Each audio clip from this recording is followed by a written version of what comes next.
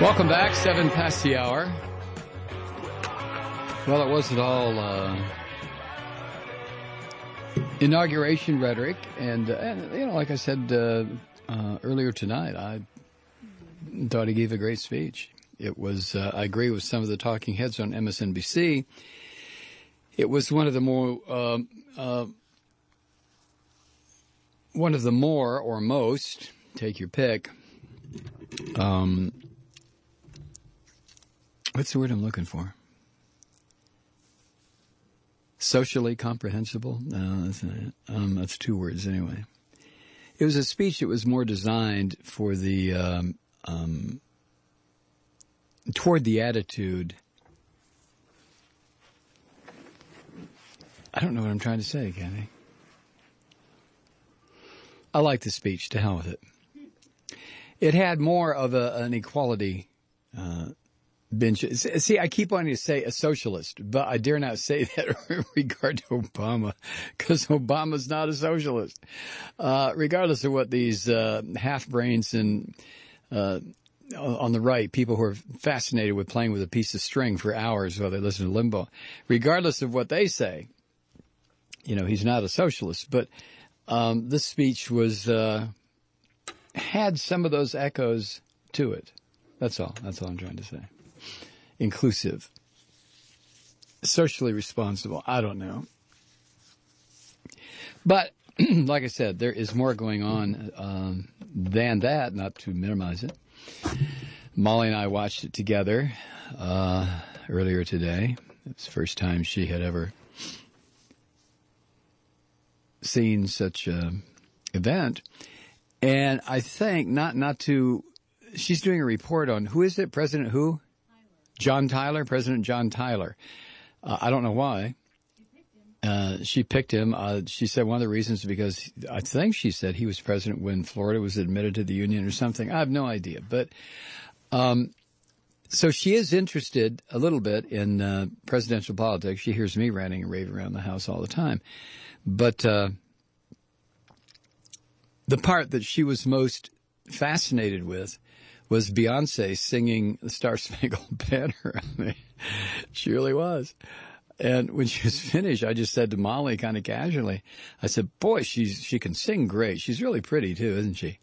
And Molly looked at me and she said, well, as pretty as M.O.M.? And I said, well, actually, yes, Molly. I mean, come on, she's a professional entertainer, you know. If your mom had thousands and thousands of dollars for professional makeup, she could look like Beyonce too, I guess. Kathy says, no, I couldn't. Only if I had lots and lots of dollars for lots of plastic surgery. Well, whatever. But that was the only part. So not that Beyonce had plastic surgery. She's fantastic. No, I'm saying I would need it. But anyway, just a long way around saying that Molly and I watched it, and I think she appreciated it. She appreciated the fact she was kind of shocked to see the crowd shots, the enormous number of people that were there. And anyway. But other things to report on, was it yesterday? Well, wait, before I get to that, that just cracks me up. This should wait till Wednesday, but I can't. There's a California Republican assemblyman named Tim Donnelly, and this freak believes that Obama's gun control proposals are contrary to a religious life, because he thinks our guns are, in his words, essential to living the way God intended. End quote.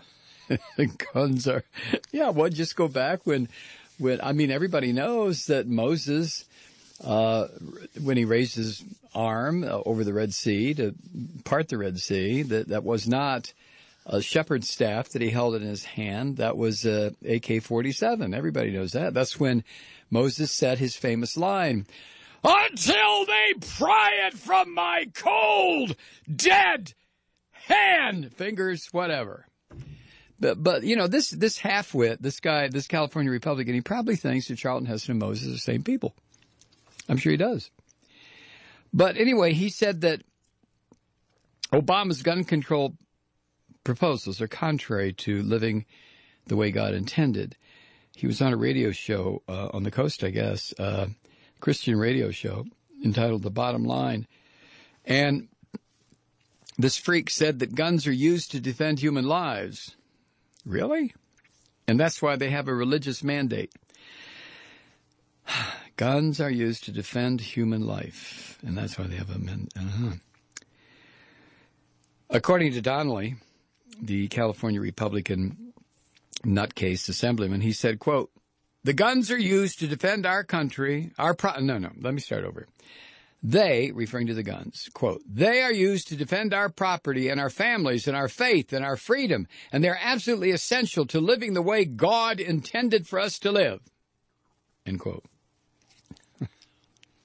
Man, these people are just so goddamn sick.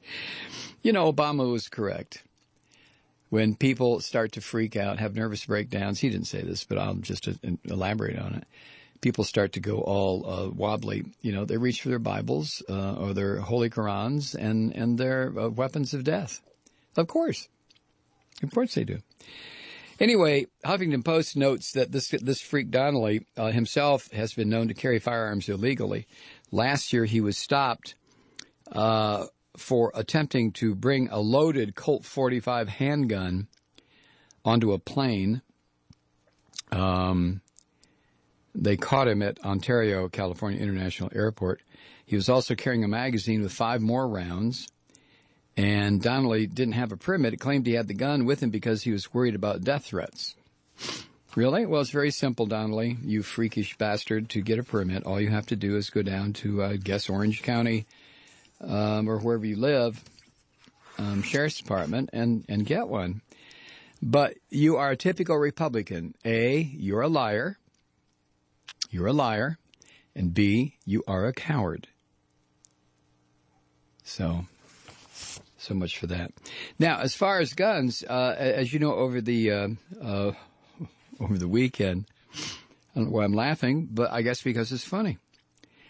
Yesterday, was the Love Your Gun Day or Honor Your Gun. What was it, Kathy? Gun Appreciation Day or something. You know, because yesterday Obama was privately sworn in order to fulfill the mandate of the U.S. Constitution. Being sworn in on the 20th. But so Gun Appreciation Day was organized by a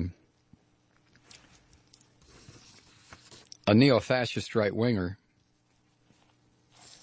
And the idea was to show up with your gun at, rallies and courthouses and gun shows. Well, 5 people shot at these. This is funny as hell to me. The way the Associated Press reported it, accidental shootings at gun shows in North Carolina, Indiana, and Ohio left 5 people injured Saturday.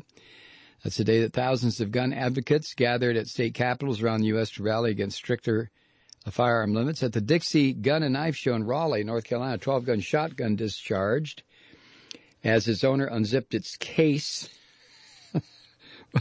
injuring 3 people.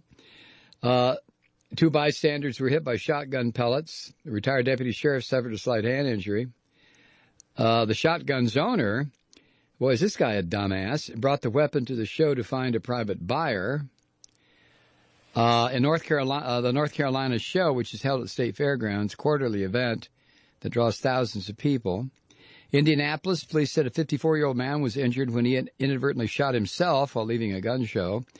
Emory Cozy was loading his .45 caliber semi-automatic when he shot himself in the hand. Ohio, a gun dealer in Medina, Ohio, was checking out a semi-automatic handgun he bought Saturday when he accidentally pulled the trigger. The gun's magazine had been removed from the firearm, but of course, 1 round remained in the chamber. Shot himself. And then, of course, there's what happened here in Georgia. We'll be right back. I'll tell you about that in a second.